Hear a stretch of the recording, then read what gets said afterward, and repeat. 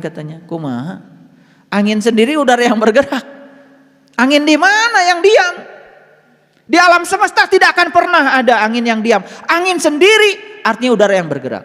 Makanya ada angin darat, angin laut. Lihat nelayan. Mereka pergi siang hari, malam hari. Penting. Kenapa? Karena malam udara bergerak dari darat ke laut. Siang nelayan balik. Karena siang udara bergerak dari laut ke darat. Gimana itu udara bisa bolak-balik? Itu yang disebut dengan peristiwa konveksi. Jadi udara tuh berputar ke atas tuh ke bawah. Bukan bolak-balik di sini, bukan garis, ke atas. Kenapa bisa ke atas? Karena ada perbedaan tekanan atmosfer. Lebih jauh lagi kalau saya kuliah ini gak selesai sampai sore. Hanya cerita angin saja. Nah itulah ketika angin menerpa aja kita bisa berbicara dengan Allah. Lihat perkataannya dalam hembusan angin yang sejuk. Lihat perkataannya dalam keindahan keheningan yang damai. Dengarkan perkataannya dalam gemericik daun. Dengarkan perkataannya dalam gemericik air yang mendamaikan. Air di rumah saya gemericik terus. Saya senang dengar itu. Karena saya mendengar perkataan dia. Kenapa kok air bisa berbunyi? Coba, pernah berpikir? Tuh, kalian nggak pernah mikir. Nah, air itu bisa disada. Kenapa bisa berbunyi? Ketika air mengalir, sebetulnya air itu punya lapisan-lapisan. Satu lapisan dengan lapisan lain bergesekan. Karena akibat bergesekan satu lapisan dengan lapisan yang lain, timbullah bunyi itu. Itu yang disebut dengan viskositas. Belajar sains enggak, belajar agama enggak. Besok-besok sudah jadi penceramah merasa paling benar sendiri.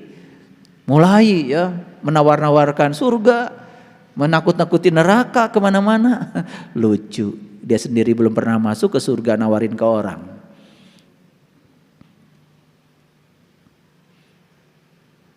Yang kayak gitu kan banyak ya yang suka. Lihatlah perkataannya dalam cahaya mata teman-teman kita. Ayo lihat saya semuanya. Begitu ketemu teman kita, bisa nggak melihat perkataan dari cahaya yang terpancar dari teman kita itu? Saya menangkap kesedihan dari teman kita ini. Jangan-jangan gak punya ongkos. Gak usah ditanya. Boga duit tuh. Rek mere nanya heula. Rek mere mah merewe. Begitu ketemu berkaca-kaca, cahaya tuh datang dari matanya. Ada bahasa itu. Bahasa sih, itu bahasa Allah. Cek Allah teh tulungan sih ya karunya. Bisa gak menangkap bahasa Tuhan dari pandangan orang-orang yang bertemu dengan kita? Itulah. Semuanya menjadi tidak tertangkap. Sibuk mencari Tuhan yang gaib. Yang nyata kita abaikan. Padahal Allah udah bilang, Inna rabbaka ahata binas. Sesungguhnya Tuhanmu meliputi segala manusia. Tuhan ada di sini, di sini, di sini, di sini. Dia berbicara. Masa tidak bisa menangkap kesusahan orang ketika ketemu dengan kita? Masa tidak bisa menangkap? Siapa yang sedang berbicara? Bukan dia, Allah. Cuman bilang kata Allah, aku sudah titipkan rezeki kepada kamu. Tolong dong bantu ini. Begitu kita bantu dia, itulah memuja Allah yang sebenarnya.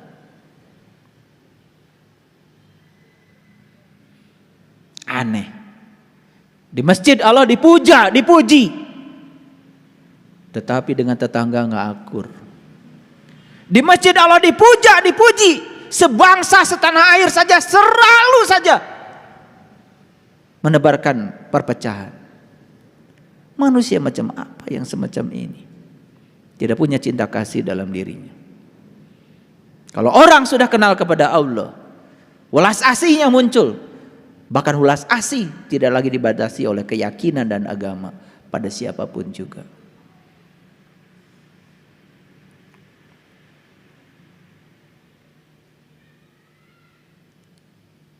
Coba lihat anak-anak kita. Ajak ngobrol sekali-kali. Tatap matanya. Allah akan berbicara lewat matanya anak kita. Mungkin saja anak-anak kita saking hormatnya kepada kita. Ada sesuatu tak terkatakan. Tetapi bahasa mata di dalam dirinya bisa kita tangkap. Betul? Masa? Udah lama kita punya anak gak kenal-kenal sama anak kita. Udah lama kita punya pasangan hidup gak kenal-kenal sama pasangan hidup kita. Pengennya apa masa tidak tertangkap? Kan pesannya sederhana. Karena kita harus peduli pada mereka. Sekali lagi para sahabat. Tuhan Allah tidak akan pernah ditemukan di buku tentang Allah. Kalian pergi ke toko buku mencari buku tentang Tuhan. Dan kalian mengatakan mencari Tuhan. Tuhan yang dicari ada pada seorang pencari. Kita pergi ke toko buku mencari buku tentang Tuhan. Tuhan sendiri ada pada diri kita yang mencari. Tidak ada di buku itu. Dibaca berlembar-lembar. Kamu hanya mendapatkan informasi tentang Tuhan hanya berdasarkan persepsi si penulis buku itu. Tuhan tidak bisa diterangkan, Tuhan tidak bisa dijelaskan. Tuhan hanya bisa ditemui dan dirasakan oleh mereka yang tahu ilmunya, tahu caranya. Walillahi al-nasijul bait.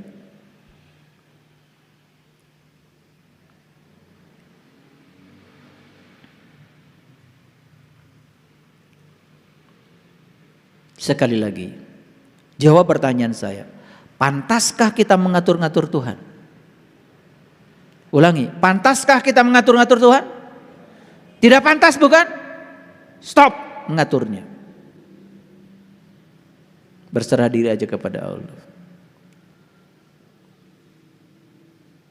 Mengatur-ngatur Tuhan sama saja dengan menganggap seakan-akan Tuhan tidak tahu apa yang harus Tuhan lakukan. Mengatur-ngatur Tuhan sama saja dengan berusaha mengajari Tuhan untuk menunaikan tugasnya sesuai dengan kemauan kita. Berhentilah ketakutan dan menyebarkan rasa takut kepada Tuhan. Karena Tuhan rasa cinta yang murni tanpa batas. Karena Tuhan adalah maha segalanya. Maha segalanya. Tuhan tidak pernah ternoda. Tuhan tidak tersinggungan seperti kalian. Tahu nggak kenapa kalian tersinggungan? Tahu apa tidak? Kenapa? Kenapa? Kenapa kalian tersinggungan? Kenapa? Karena sempit. Gitu aja mesti mikir. Kenapa saya tersinggungan? Karena sempit. Kalau luas nggak akan tersinggungan. Ayo. Kenapa kalau itu tabung gas yang 3 kilo kalau terbakar meledak? Kenapa? Karena sempit.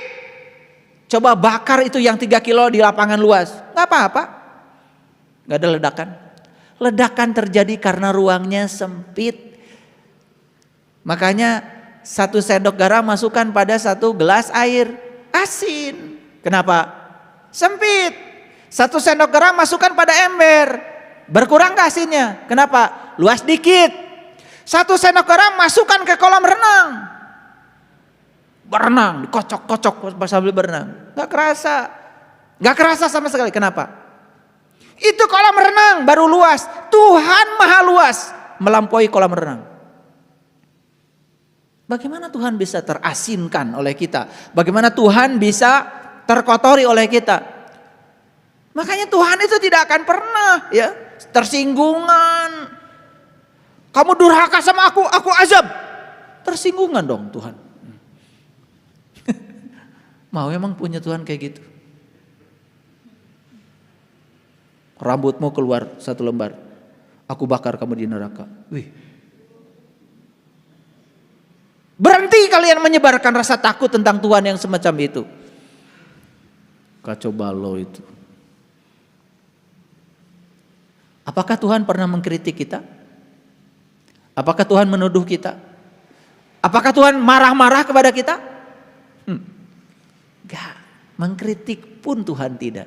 Biarkan aja. Silahkan, bebas. Semua ada pada kamu. Cuman Tuhan, aku ajarkan kamu untuk bertanggung jawab pada semua pilihanmu. Gak pernah dikritik kita. Karena yang mengkritik itu kan biasanya yang merasa dirinya paling benar.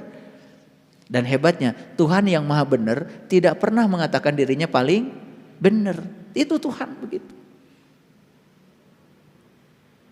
Cuman Tuhan bilang, berhentilah melakukan kesalahan dan menganiaya makhluk lain. Dan setelah menganiaya makhluk lain, kau minta ampun kepadaku. Besok menganiaya lagi, datang lagi minta ampun. Berhenti kayak gitu kata Tuhan. Tuhan cuma mau begitu aja. Kalian habis nyakitin tetangga, Tuhan minta ampun tadi nyakitin tetangga. Besok gitu lagi.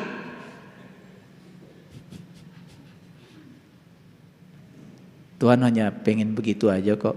Berhenti kamu melakukan kesalahan, menganiaya makhluk lain, nyakitin orang lain, berhenti. Peduli ada pada orang lain.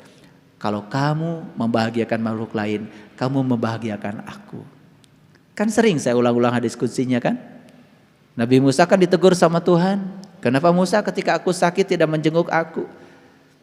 Kata Musa, bagaimana kau bisa sakit Tuhan? Tetanggamu yang sakit. Kalau tetanggamu yang sakit dijenguk sama kamu, kamu menjenguk tetangga yang sakit, kamu menjenguk aku. Itulah cara memuja Tuhan yang keren. Saya mau nanya, kita ini selama ini memuja Tuhan di kehidupan atau di masjid? Di kehidupan apa di masjid? Kebanyakan di masjid. Di kehidupan kita merendahkan Tuhan. Dengan cara merendahkan orang-orang lain yang dianggap lebih rendah dari kita. Suka menghina orang lain? Menghina siapa itu? Menghina Tuhan. Suka mengabaikan pertolongan pada orang lain? Jujur, suka kan? Mengabaikan pertolongan kepada Tuhan. Jadi memuja Tuhan yang sebenarnya adalah berbuat baik kepada sesama. Itu yang keren. Ini udah aplikasi nih belajar tauhid. Ya. Makanya saya hanya ngelihat perilaku kalian ketika menghargai orang lain. Jadi saya akan lihat seberapa tinggi sih tauhid kalian itu. Seberapa hebat kalian memperlakukan orang lain. Itu saja yang saya lihat. Kalau tidak ada kepedulian mau cerita, wah saya masuk ke alam cahaya gini gitu. Udah gak saya dengar.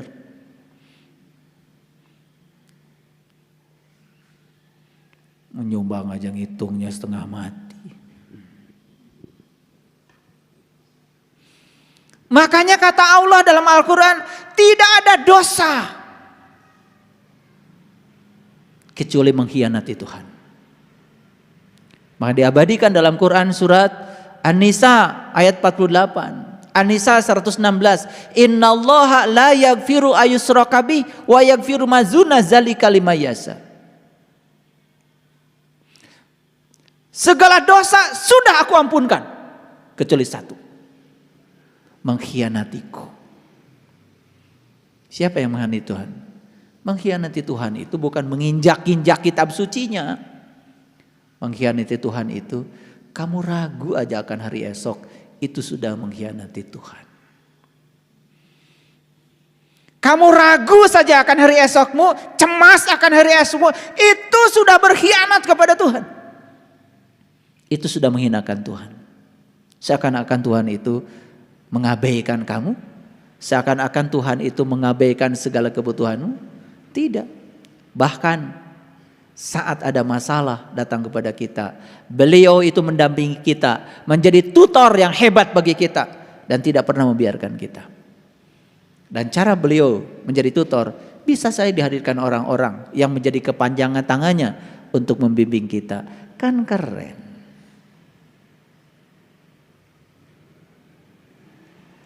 Apakah mungkin Tuhan menciptakan tempat untuk membakar semua ciptaannya yang sangat dicintainya? Jawab. Mungkinkah Tuhan menciptakan tempat untuk membakar semua ciptaannya yang sangat dicintainya? Mungkin? Tuhan macam apa yang kayak gitu? Bagaimana Tuhan yang Maha Pengasih dan Maha Penyayang menciptakan tempat untuk membakar seluruh ciptaannya yang dicintainya. Kita ada di sini itu atas nama cintanya Tuhan. Karena cintanya kita ada di sini. Bagaimana Tuhan kemudian membakar kita di tempat itu? Paham? Oleh karena itu maka saya sering ulang-ulang, neraka itu ciptaan kita sendiri. Surga juga ciptaan kita sendiri. Jadi apa yang harus kita lakukan saat ini? Perhatikan saya. Satu, Tuhan hanya ingin perhatikan hidupmu. Perhatikan hidupmu. Hidup yang sehat. Hatimu selalu gembira. Istirahat yang cukup. Gak disuruh macam-macam sama Tuhan. Istirahatkan terus pikiranmu. Diet yang seimbang. Makan yang sehat. Tong segala di dahar.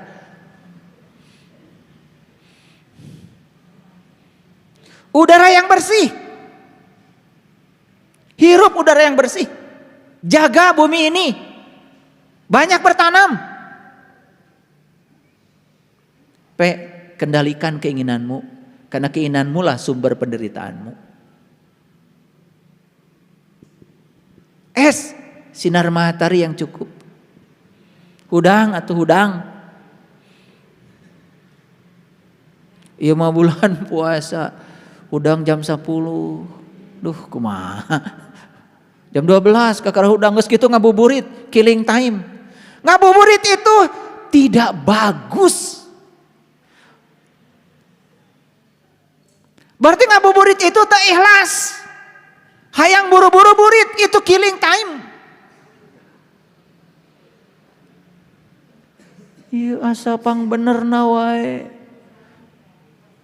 Urang ngaos yuk. Hitung-hitung ngabuburit. Supaya poho cenah puasana eta teh teu ikhlas. Killing time. Dipapalarkeun ku ngaji. Asa bener. Makanya banyak tuh ajakan di YouTube ya. Ngabuburit. Ngarilu deh. Itu membunuh waktu. Tidak usah bunuh waktu. Waktu itu berharga. Lakukan yang berguna dengan waktumu. Aduh, kumaha ya teh. Di tahun ke tahun teh atau peningkatan nu ningkat dengan macet tungkul.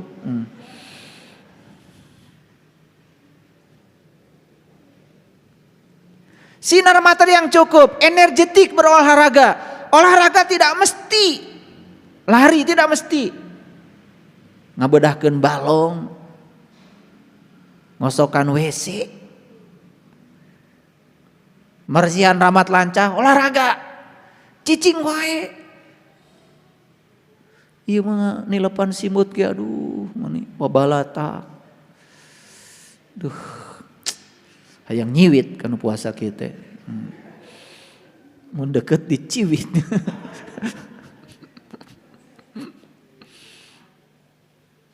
Energetik berolahraga. Hubungan sosial yang bagus, sing loba, batur.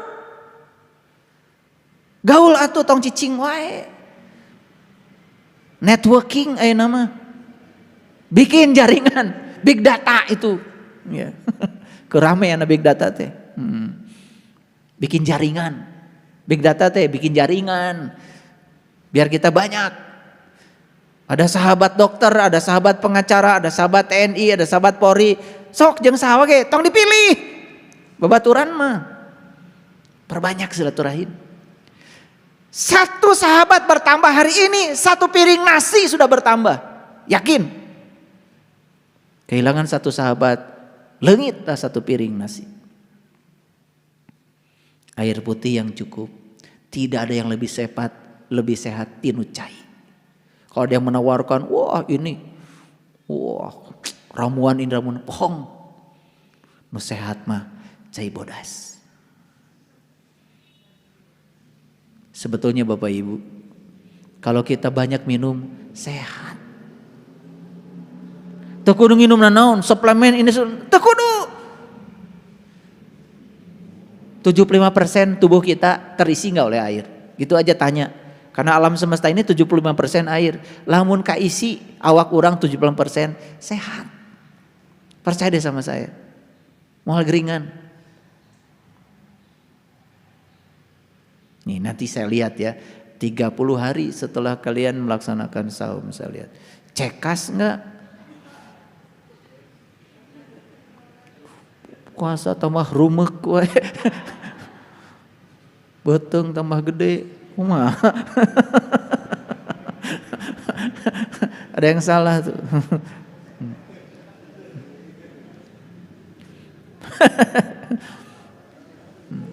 Satu, perhatikan saya. Nah, yang terakhir T. Tuhan yang utama. Jadikan Allah the topmost priority. The topmost priority. Apa maksudnya? Jadikan dia sebagai penggerak hidup kita.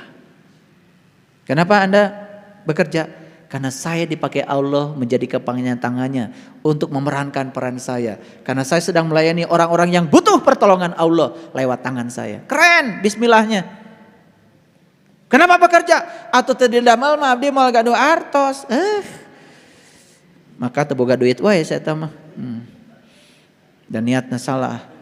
Yang menggerakkan dia itu rasa takut. Makanya hidupnya penuh dengan ketakutan. Takut kekurangan, takut besok gak makan. Makanya kurang terus.